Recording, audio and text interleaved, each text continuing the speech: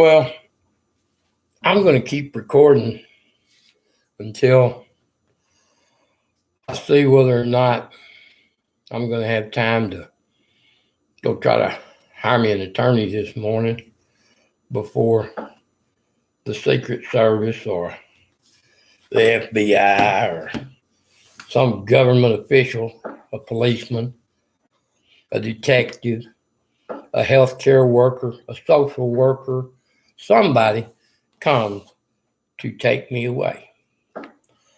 Because that's what's in my future, and I know it. I know it. Because when I tell you the things I have to tell you, they're going to say that I am insane, and you cannot listen to anything I'm telling you because it goes against everything that you know, everything you believe, friends. Well,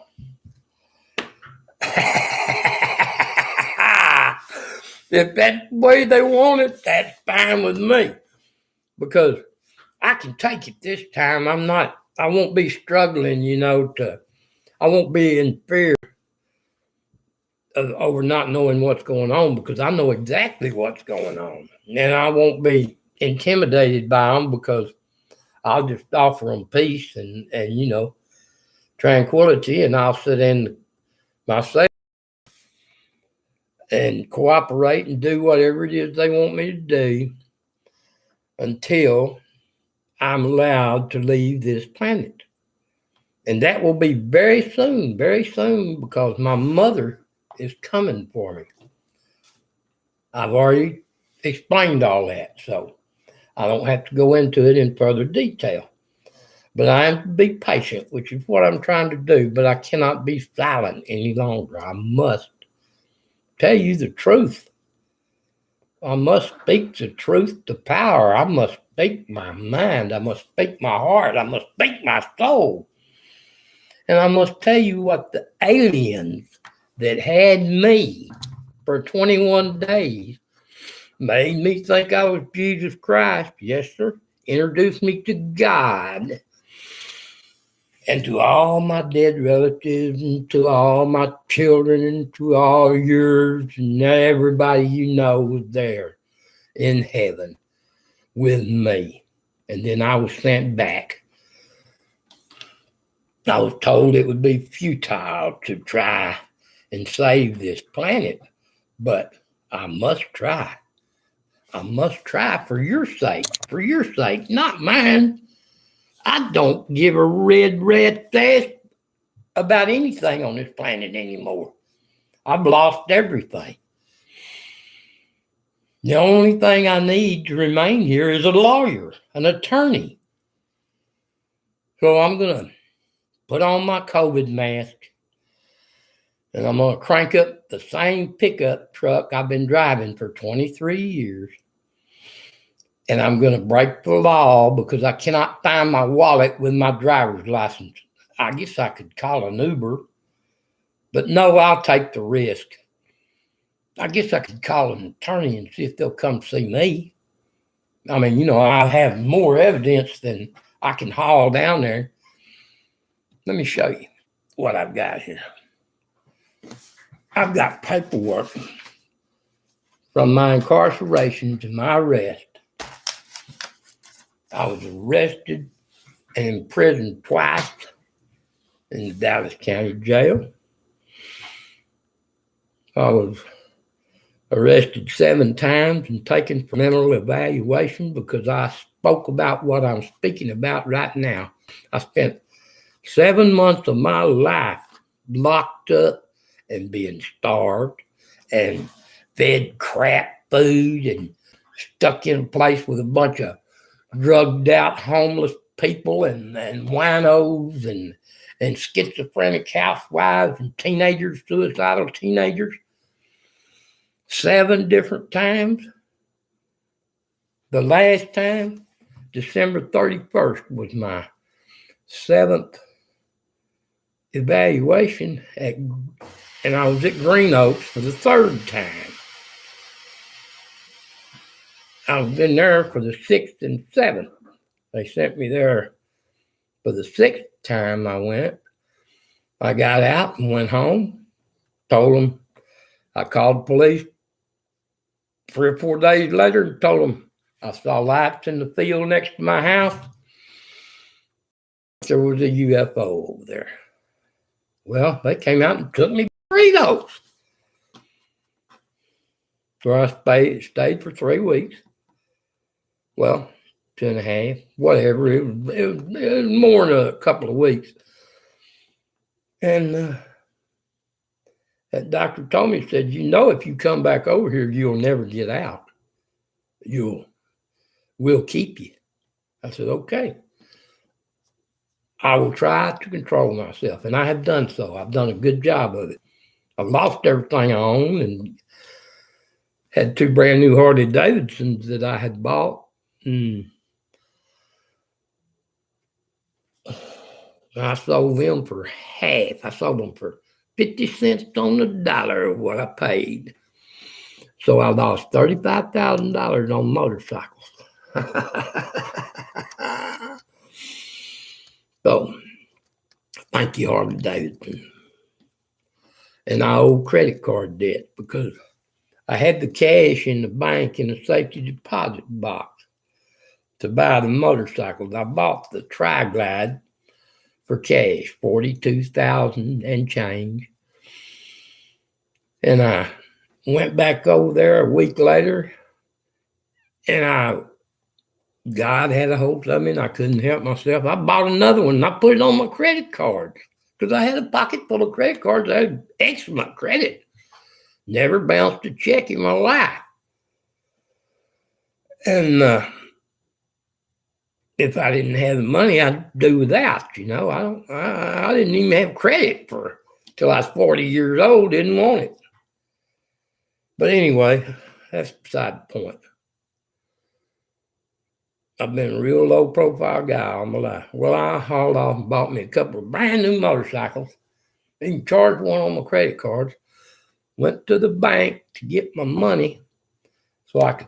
It was on Friday, I believe, and I was going to go to the bank Monday, deposit enough money to cover the motorcycle. I brought the money home, put it on my table, and started counting it out to make sure how much I had. And I had like $41,000 in cash, brand new money. I mean, I drew it out of the bank so much at a time and just saved it. That's what I do. I save money. I don't spend money. What for? It's just paper. But anyway, I'll make a long story short. My son called and got into an argument with me on the telephone, and I got mad, and I lost my temper. And I threatened him, and he threatened me. And right after he threatened to kill me, my power shut down in my house. I mean, it went totally dark. Well, I freaked out. I thought my son was out there, and he had cut my power, and he was outside waiting on me because he was going to try to whoop me or he was going to kill me. So I picked up a shotgun, and I went outside looking to see what was going on to defend myself. And my neighbors come out of their house because I guess they'd heard me arguing with my son over the phone because I got pretty loud and mad. I was hot, buddy. He threatened to whoop me. Shit. Boy, he don't know who he's messing with. I guarantee you that. But anyway, I went outside with my shotgun, and I told my neighbor, I said, Max, somebody's jacking with me, and I'm being threatened, and my power's off. Call the cops and tell them to come out here and help me out. And so Max called the police, told them my neighbor outside with his shotgun. Well, they didn't come to help me, no. I heard the helicopters and the sirens coming. So I went out into the middle of the street. My lights was off in my house, or I went back in the house, and barricaded myself, But I did not. I walked out to the middle of the street, and I told this kid teenager there. Said, you got your cell phone? Start recording this for me because I'm fixing to be arrested again, and it's going to be a pretty good show. And I removed my shirt, I removed my shoes, and pulled off my pants and stripped down to my underwear, my Hanes underwear. And I sat down cross-legged in the street with my hands like this on my head, waiting on the police. Well, after I pulled my clothes off, I took my double-barrel shotgun that I just bought that day, evidently, or the day before, and I opened it, unloaded it, pulled the shells out of it, and laid it on top of my clothes, and dropped the shells there on my clothes, and I went and sat in the middle of the street to wait on the police. Well, here they come.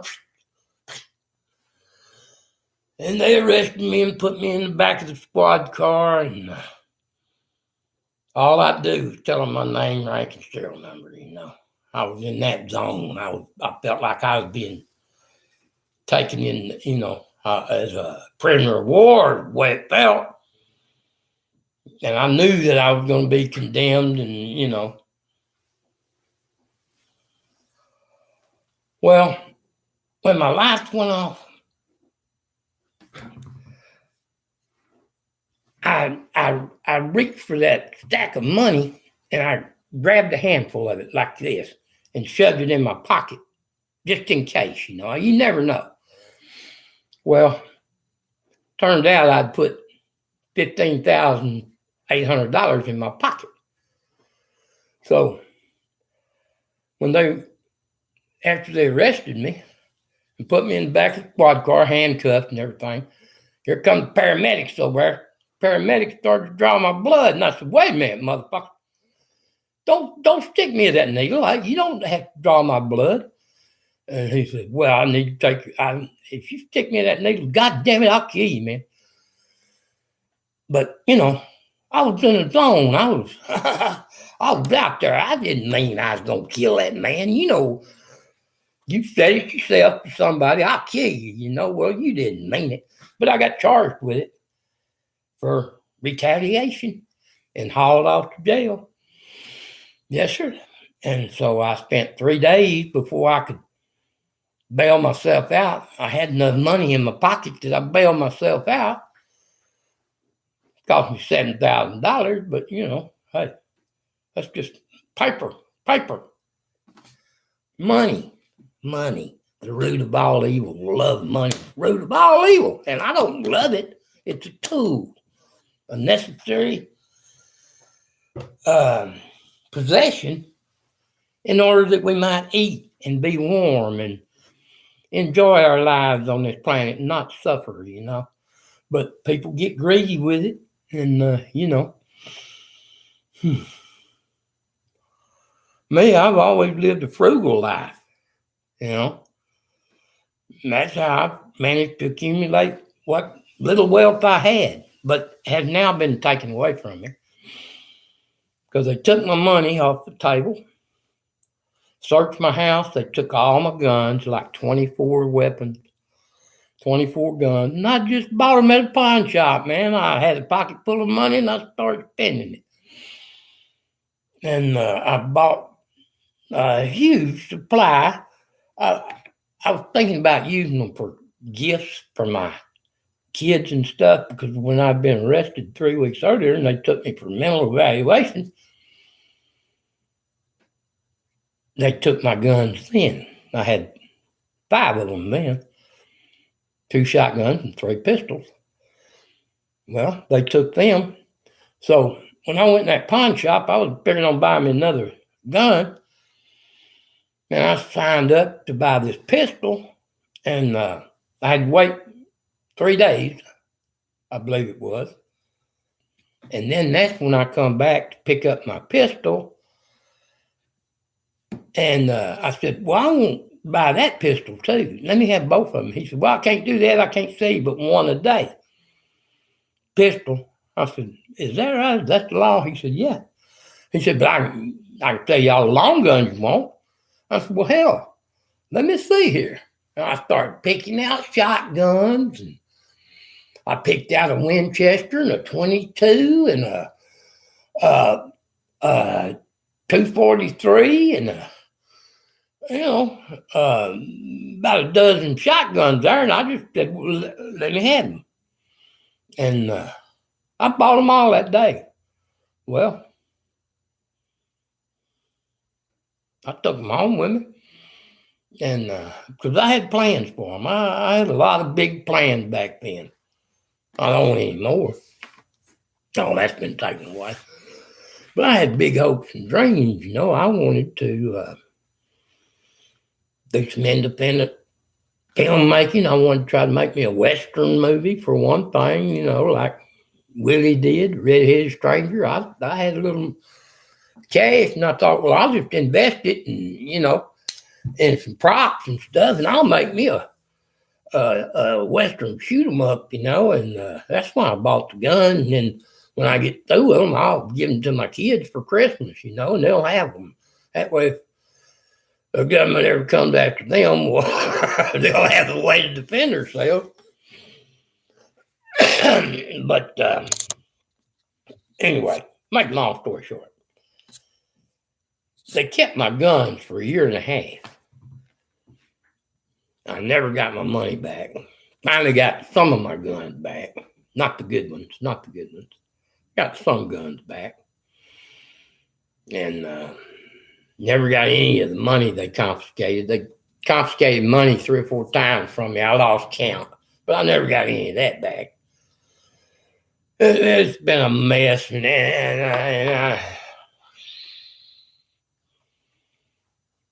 I can't tell you about everything. Not right here. Maybe somebody wants to come and tell my story. Maybe they can. If I'm still alive to be talked to. Well, if I'm not, I've left 200 recordings at least. Probably several hundred hours of me just talking to you just like I am now, because that's what I do. I talk to my telephone. That's my only communication device, and that's what I do. I hit that record button and put my thoughts into that telephone. Whether I'm drunk, sober, naked, clothed, doesn't matter. If I think it and I get the inspiration to tell somebody something, I'm unable to talk to anybody. Well, I record it on my cell phone for future use, So there's a whole bunch of. If you think I'm just making this up right now, you're sadly mistaken, son. I'm going to edit it all down and make me a movie out of it as soon as I get me a lawyer so I can protect my creative rights or, whatever it is. I'm going to incorporate my name. That's what I'm going to go see a lawyer about this morning. Tell him I want to form a corporation and own my name. I want to copyright my name. Yeah. So that's another reason I'm recording this, just in case the lawyer double crosses me. I've got a record of my intentions for going to see a lawyer. Okay? How's that? I've learned. I'm covering my bases, buddy, because if they can railroad the president over a phone call, you can imagine what they're going to do to me. Adios for now, my friends. I got to go take a nap. I'm an old man. I'm tired. I don't want no games. I don't want no bullshit. And I don't want nobody calling me crazy. Because if you do, I'm going to knock you on your ass.